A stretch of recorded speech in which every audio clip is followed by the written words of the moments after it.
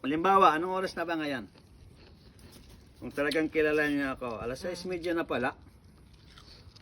Halimbawa, tumawag ako ng alas 6 sa iyo. Kilala mo boses ko? Anong oras na ba? Mga... Kung halimbawa, alas 6 ako tumawag, no? Tapos, alas 6. Sa 6:30, tumawag uli ako sa iyo. May kilala mo pa rin ang boses ko? Oo. Oh, ang galing.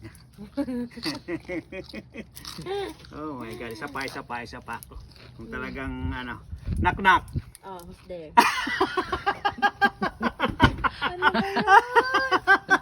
Oh my God, akala ko kilala mo ako.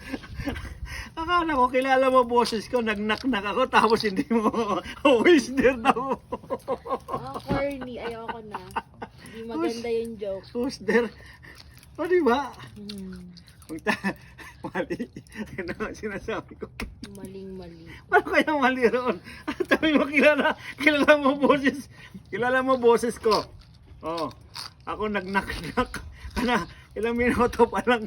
Wala mo kang isang minuto, nag-knock ako. Hindi mo ako nakilala. Oh my God. Oh my Hoster. God. Hoster ang...